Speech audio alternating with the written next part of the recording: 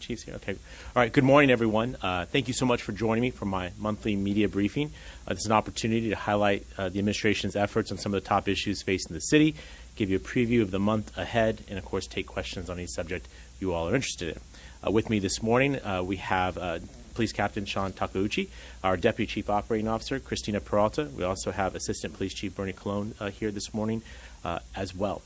As you all know, this week we began enforcing the Unsafe Camping Ordinance, which was passed by the City Council back in June. This ordinance makes clear that camping is prohibited on public property and makes it illegal at all times to camp within 2 blocks of schools and parks, shelters and transit hubs, canyons, and along waterways. Signs began going up last week in parks and at schools, starting with some of the areas most heavily impacted by encampments. And we've said in all of our communications in the lead up to this effort that we do not anticipate major changes happening immediately on the state of our streets in the areas where encampments are prominent, but we do think that with consistent contact, unhoused people will consider accepting offers of shelter. As a reminder, the goal of the Unsafe Camping Ordinance is to get folks off the streets, where for the most part they are not moving towards resolving their underlying causes of their homelessness and are living in extremely dangerous situations. Our progressive enforcement model continues to offer shelter to all those at every contact made by our officers. In the first 3 days of enforcement, officers made contact with 30 individuals who were violating the Unsafe Camping Ordinance. 3 arrests were made. All of those were for outstanding warrants. 2 citations were issued, and 3 people accepted placement into our shelter system. I will note that one of those 3 people who accepted shelter did so after being cited for a violation of the ordinance. Captain Takeuchi can take additional questions you might have about enforcement in just a moment. I want to remind individuals that there are places for folks to go. We have space available at our safe sleeping site at 20th and B, which last night served 111 people in a total of 93 tents. Residents have on-site showers once per week and continue to be transported to off-site showers twice a week until we can secure a mobile shower operator who's able to come by the site 3 times a week. Clients at the site work with their caseworkers for many of their needs, but what the site primarily offers is sanitary bathrooms, meals, water, and the relative safety of 24-hour security with tents and cots. We also continue to expand our shelter capacity, which in the short term includes adding beds at a few of our existing shelters and the continued development of safe parking lots, as well as the opening of a second safe sleeping site this fall at the O-Lot. In addition, this month we'll be opening our new family shelter at the Travel Lodge in Barrio Logan. All of these are designed to be a step towards gaining access to services that ultimately will lead to the placement of individuals in permanent housing. Now, of course, the transition to permanent housing requires that there actually be housing available, and I want to highlight some of the efforts that we're making on that front. In January, just before I delivered the State of the City address, I signed an executive order to dramatically speed up the building of affordable homes by directing our Development Services Department to reduce review of 100% affordable projects from around 6 months to 30 days. To their extreme credit, DSD stepped up and met this challenge, ramping up resources and finding efficiencies to speed processing times. As a result, we have 628 homes under construction or about to be so in Encanto, Claremont, and Rancho Penasquitos. We have another 11 projects in the pipeline under this particular program that will add nearly 1,300 additional affordable homes in our city. Speeding up the timeline for review also helped these projects meet critical state funding deadlines, which help to make them more financially feasible. Now, some of you may ask me, when are you going to do this for all forms of housing? And the answer to that is that we do intend to extend this to all housing in the city, and you'll have to stay tuned on that particular front. We have a number of other important programs designed to speed up housing production in our city. My second housing action package is going before the Planning Commission later today. Now, there has been a lot of attention on one component of the housing action package, specifically SB 10. But I want to draw the public's attention to a few less attention-grabbing but potentially high-impact incentives and proposals that the Planning Commission will consider later today. These include off-campus student housing incentives, allowing the development of private dorm-style student homes near transit and near universities. SRO incentives that encourage the preservation or creation of single-room occupancy homes which have shared kitchens and bathrooms and can be a staple for very low-income housing that have been good for seniors, people with disabilities, and other folks that are vulnerable to homelessness.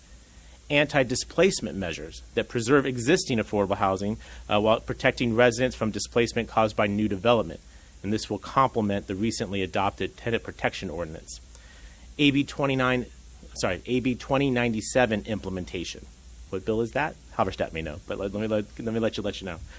This implements a state law and gives residential and commercial builders within a half a mile of a major existing or planned transit stop discretion on how many parking spaces to include in that project. Again, that's AB 2097. Accessible dwelling unit incentives that encourage granny flats that are accessible to people with disabilities. This is an amendment to our existing ADU home density bonus program, and again is intended to make homes more accessible for the disabled. And finally, incentives to build homes on public land, which provides public agencies like our city's Housing Commission and our local school districts greater flexibility by increasing allowable density and allowing affordable home developments on the land that they own that is zoned commercial or residential. Now, again, none of these individual measures can solve our housing crisis on its own, but taken together and combined with other state and local incentives that are already in place over the last 5 years, we can make a real difference in our housing crisis. Our homelessness crisis will continue to grow as long as we have a severe housing shortage. So I'll ask you to remind you, and your readers and your viewers, of the stakes of our efforts to create more homes across the city. With that, I'm happy to answer questions that folks may have. I'd like to understand how you're defining shelter availability. So in my own analysis of availability on a given day, there's usually about 24 beds total available, and then they get filled up by noon, is what the Housing Commission has said. So how is the city defining what's available when obviously there's also outreach workers in addition to police that are vying for those beds for their clients? Well, Lisa, I get weekly reports on our housing or our shelter availability. Never has anyone given me a 100% number. Right? Our system always has some level of bed availability, as you mentioned. There's a churn in our shelter system where folks enter the system and then exit. I'd like very much to reduce that because we know that when folks stay in the shelter system, their case managers can work with them to address the underlying causes of their homelessness and get them graduated into permanent housing. So some of that, I think, is what you're referring to. But it's a free country. Folks come and go. Point is that when beds are available, we expect people to use them. But when the city is going out and deciding we can enforce, even outside of the sensitive zones, how is it saying we have available beds? How is it defining that? Maybe is a better way for me to ask that. I may ask the captain for some help, but Lisa, if there's a body in the bed, it's full. If it's not, if there isn't one, it's available. Does that make sense?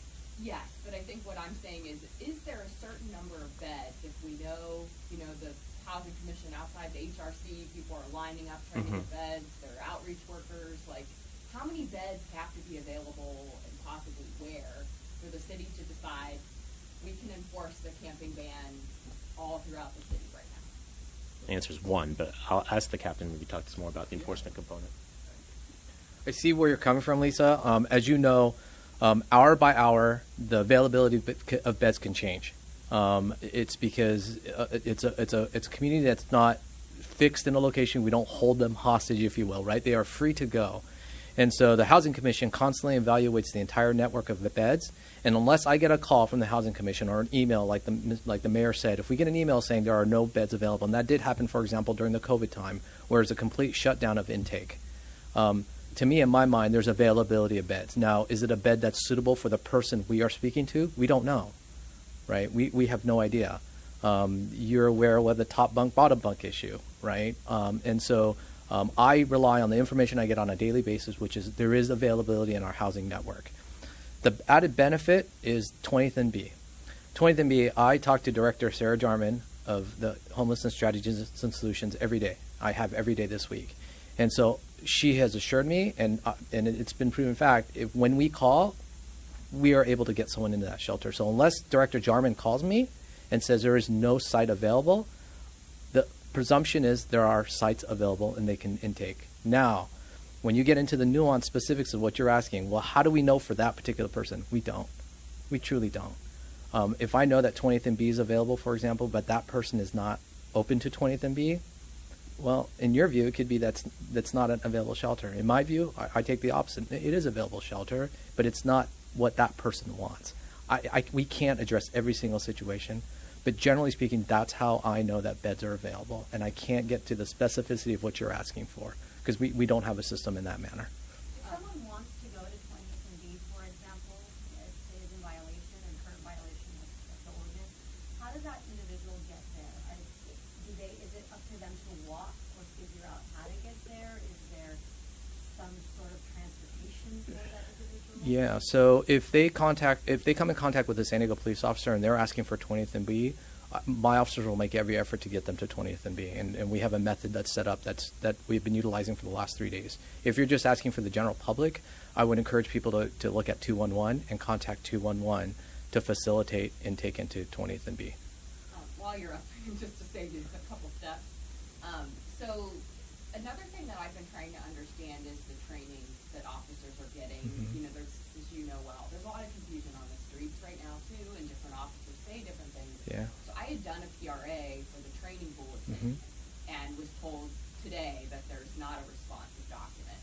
So what sort of training is there? Is there a training bulletin guiding what we need to look for, you Yep. know, as officers to see that there's a public health and safety issue, you know, progressive enforcement, et cetera? Absolutely, yeah. So it's my responsibility to draft that training bulletin, and it's currently I'm drafting it, and then I will have to submit it through the process that we have in our organization for making sure that all the information that's required is in there. And so that process still has not been completed, Lisa, and that's why there's no responsive documents. In terms of how we're enforcing it without the training document, I have the luxury of being the commanding officer of the neighborhood policing division. So I have officers that work directly for me. So I met with a group of five officers that have been conducting enforcement in the Balboa Park area, and it was one-on-one training that I provided and I was responsible for. I do have a draft training bulletin, and so I use that as my guide, if you will. But it was easier for me to directly train my folks. So currently, a general San Diego police officer does not understand the ordinance, like you said, does not have the training to enforce it, and therefore they are not enforcing the ordinance. It's only my officers under my command that are currently enforcing it.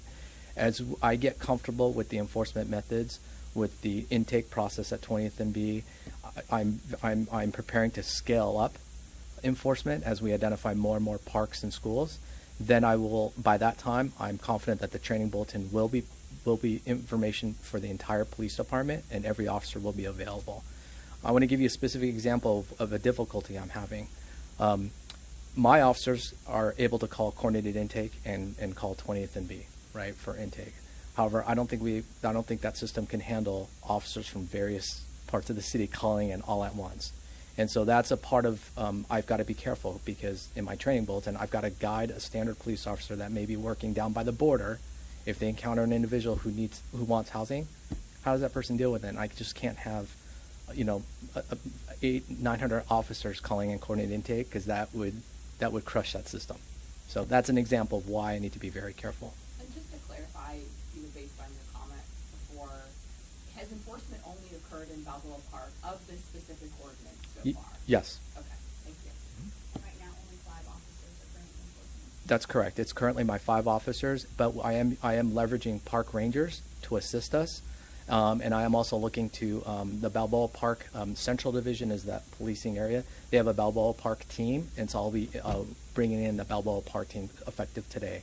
And I'm looking at I need additional support, and so I'm looking at those entities to support us. So could they be writing citations or giving warnings related to that starting today then? I can't speak about the park rangers, but the Balboa Park policing team, when I meet with them this afternoon, yes, because I'll be training them. With Balboa Park, that doesn't include downtown. I'm a little confused as to the enforcement that has happened this week. Mm-hmm. Is it throughout the city of San Diego, or have we started in a certain area? If you can just kind of go back a little bit. Sure, I'll remind everyone what I presented to council is that when this ordinance is approved and we begin enforcing it, it will start at parks and schools first. So we are strictly looking at parks and schools that have been impacted by homelessness, that we've received a lot of community complaints on. And so this past 3 days, and then today being the 4th day, I am looking specifically only in Balboa Park. So your question about downtown parts of Balboa Park is in downtown, so it's hard to say, but Balboa Park is the geographical area that we are conducting enforcement. I have a question for Mayor Gloria. There's been some concern about the proposal that the parking lot of the Knoxville Library to open the safe safety site for people living in their cars. What's your reaction to residents that have some concern of school signs and saying things like recycle? Yeah, I'm happy to try and answer that. First off, it's currently a proposal, but I think what's maybe missing context in what you just said is that there are people sleeping in their cars in that parking lot now. What they don't have is the benefit of services that could actually help them get out of their cars and into housing. So when we see that that's already occurring in that community, I think it makes sense. The city has that property. We believe we can do it in a way that's discreet and respectful, would have the services and the security that I think would be really important. I would point out that our safe parking lots are generally north of the 8, and so this is an area where we could have a little bit more offerings because we do have unsheltered individuals either outside of their car or in their car. A reminder that when folks access these services, they become much more successful and much more likely to get off the streets. And if you're interested, or any of the members of the media here are interested, my team can put you in touch with folks who are in the Claremont community where we opened the most recent new safe parking lot, and the reaction in that community, which has been extremely favorable. We have to spend the time now educating the community about what this would look like and be. Some of my staff that have gone out and met with community groups have detected misunderstanding. This is not a proposed safe sleeping site like what's at 20th and B. It's a safe parking lot, very different. That this would not just be unregulated habitation of cars in a library parking lot. It would be regulated. There'd be security. There'd be services. It would be when the library is not open. And I think as we have those conversations, we're much more likely to be successful and address some of those concerns. I think those same people who have those concerns also have extreme concerns about the number of homeless individuals in their community and the impacts that has on them, on their children, on their surrounding neighborhood. And so we owe it to them to provide more services, and that's what we're going to do. Reminder, this is just one of many proposals. Refer you to our city's comprehensive shelter strategy. So there will be more of this. You will likely do stories about other neighborhoods in the city that will have these same concerns. I've seen and I've heard it before. But most of the time when we introduce one of these homeless solutions in a community, the community improves. Everyone was happier when the Old Central Library was turned into a shelter rather than a vacant building, getting folks off the sidewalk and into that property. We can do something similar at this location and other locations. And what I know is when people are in services, we're more likely to end their homelessness. That is our objective. I think no matter where you stand on any of these questions, we can share that as an area of common ground. Mayor, where is the city at right now in perhaps having an app available for enforcement officers that can link up to available shelter beds and different organizations? I know you touched on this, I think, a couple of months ago, Yeah. and that was in the works. Can you speak to that? Sure. Yeah. I'll ask Ms. Peralta to do that. Thank you. So we are exploring several options right now. We have conversations ongoing with several groups and also looking at whether or not we can leverage some of our own city talent to develop it in-house. So there are several conversations going, and that's the goal, to have a single point app that folks can utilize to connect themselves to services and available shelter. Sorry, Sorry. thank you. Elizabeth, if I can add, I want to remind you and thank our district attorney, who, as you may know, has been working for quite some time now to develop an app of her own.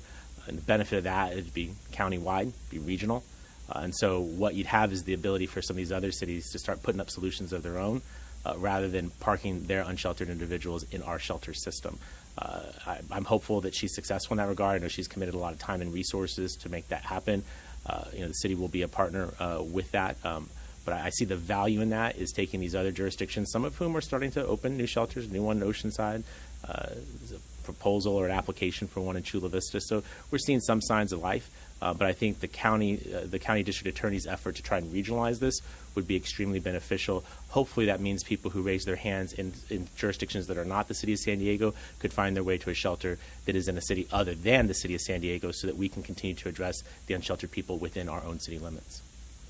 Yeah. Even unrelated to the enforcement in Balboa Park, are you able to say in general if demand and requests for shelter beds in the city is going up since the camping ban enforcement began? Sean may be able to know that, but I think a nuanced piece that's in there is the reminder that we have constantly been enforcing the law in the city. I think that's really important to mention. Yes, we have this new tool of unsafe camping, but there are other ways that we can enforce the law, and so that work is ongoing. So I think what Elizabeth was maybe referring to a moment ago, it would be for other violations, but I think anecdotally we are hearing more requests. I think some of you have done reporting of folks who said, okay, I'm going to finally avail myself of shelter, and that's a good thing. That's something we should all celebrate and encourage. That's one of the intents of this particular legislation, to encourage folks to accept those services because we know it's safer for them and it's more likely to end their homelessness. But I don't know if Sean or if Christina have anything they can add to that. Yeah, real quickly. Okay, Sean. When my officers first went on Monday, their comment to me was it was less homeless individuals in the park.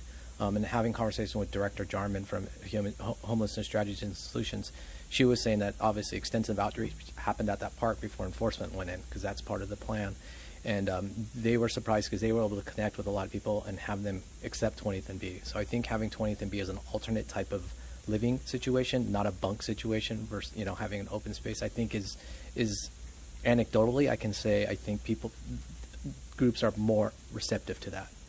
Well, I've certainly heard a lot of interest in Safe Sleep myself, but I am wondering, once 20th and B fills up, it's only 136 tents. We're at 111 people, I think you said, 93 tents. Mm-hmm. So eventually that's going to fill up. Do you see things changing a bit once that fills up? It's 146 tents. 30, sorry. So back to your previous question, 93 tents, 136, we got some capacity. You heard me mention at the beginning of the conversation, we're working currently on OLOT. I'm sure you probably took a look at it. You've seen progress is being made. Ms. Peralta and her team are working hard to make sure that that's available. Our commitment is to open that this fall. That is substantially larger than 20th and B. It's going to be a heavy lift, but this is how committed we are to increasing services in our city. If 20th and B is full, that's a good thing. That means people are in care, they're going to get services, and they're more likely to end their homelessness.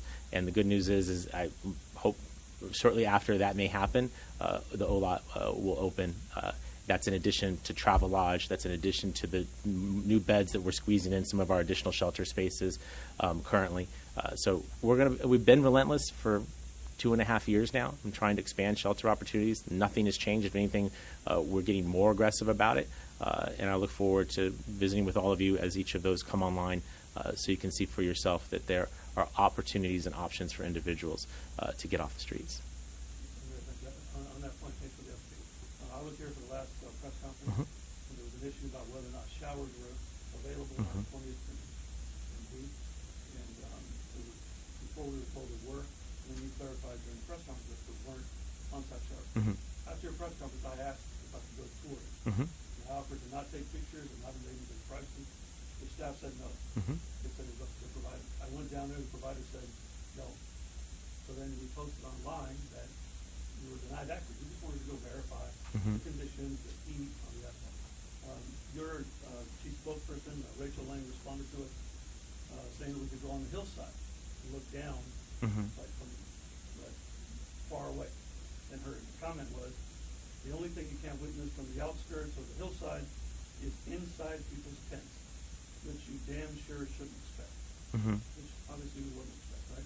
And a few minutes later, your deputy spokesperson tweeted out in response to us, and I want to make sure I get this right. I know this is going to be hard for you to swallow, but you're not special. Mhm. We weren't asking for anything special. We were asking to confirm what you and your staff had said the conditions were. Do you think that's an appropriate response, not just to the media, but to the public? And you haven't, it's been a month. Mhm. We left our name and number for someone to call it. Nobody's called it. And you just offered right now that we go see you. The whole lot is done. Mhm. Is it too much to ask for us to go and verify the conditions? Do you think it's an appropriate response? What's your response? So I think we should always treat anyone with respect and with dignity, but I think that also includes our homeless population. And what we've heard very clearly from the provider at 20th and B is that they would like to maintain some level of confidentiality, of humanity for those folks who are accessing services there, to allow them the privacy to address their underlying concerns and causes. We'll continue to work with them. I think there may be an opportunity in the future to invite folks of the media to come and see the site, but we defer to the experts in this field, which feel, at least in this initial phase where we're ramping up, where they are going from nobody there to, as you heard me say, over 100 people there in less than a month's time, or about a month's time. This is a heavy lift, and the focus ought to be on the folks who are vulnerable, who are sick, who need help and services, rather than prioritizing, photo opportunity. We were looking for a photo op. You think it's inappropriate for the media to ask to go look at a publicly funded site where these people were living on the street 15 minutes earlier? A reminder that we did do a media availability at the site prior to the. People were there. Correct. While many of the offerings were on site, and we've been very clear that these will continue to be added over time. A reminder that we're still living with many of the challenges post-pandemic around workforce, around supply chain, around availability of items. And So your policy is the media is not allowed to go to verify these sites? I can't help how you're going to write this story, I'm asking but you, right?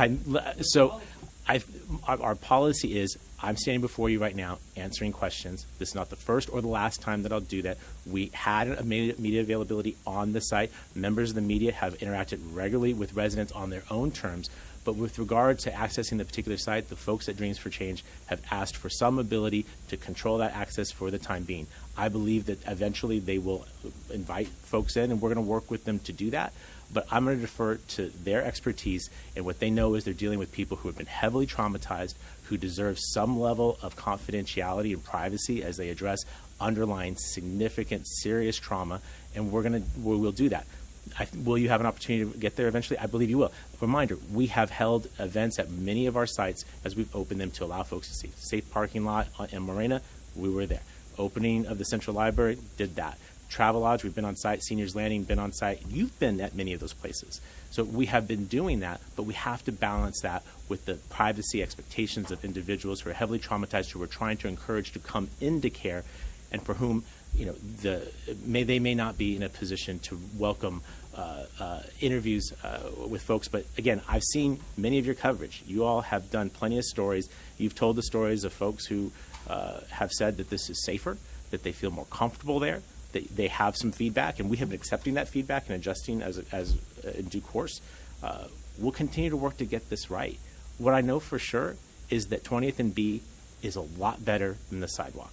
And many of the quotes have said that. Mm-hmm. I have a question that may be of interest to others that's Mm-hmm. not related to what we've been discussing. Mm-hmm. City Hall redevelopment. Yeah. My pal Andy Keith had scoop this morning about the city not receiving any bids for the 5-block radius. I'm wondering what your take is on that and what this could potentially mean for the affordable housing component of this. Well, I think we'll have more to say after the deadline comes in a couple of days. I will tell you that regardless of the outcome, the city is absolutely committed to driving change on this site, not just to address the significant taxpayer liabilities associated with the existing buildings, but to create a lot more housing, affordable housing, to help us address our crisis here. So I read the reporting. I'm aware of those circumstances, but I think it's a bit early to say who or what will bid. But whatever may happen, we will deal with it, and we'll move forward. As was mentioned by Jay Goldstone, I think in his interview with Axios, the city is committed, and there's the ability to perhaps have a few more options to work with this site if that comes to pass. But we're not there yet, and certainly when and if we get to that point, we will be in touch with everybody to explain what our next steps will be. But the status quo on this site is absolutely not acceptable. It is not an appropriate location for the public to access their government. It is a liability to taxpayers, and it has the potential to generate a lot of homes that are affordable to everyday San Diegans. And that's why, regardless of what happens with regard to this particular RFP, the city will be relentless, and we will continue forward on driving change on this site. Thank you, everyone. Okay. Thanks, everybody.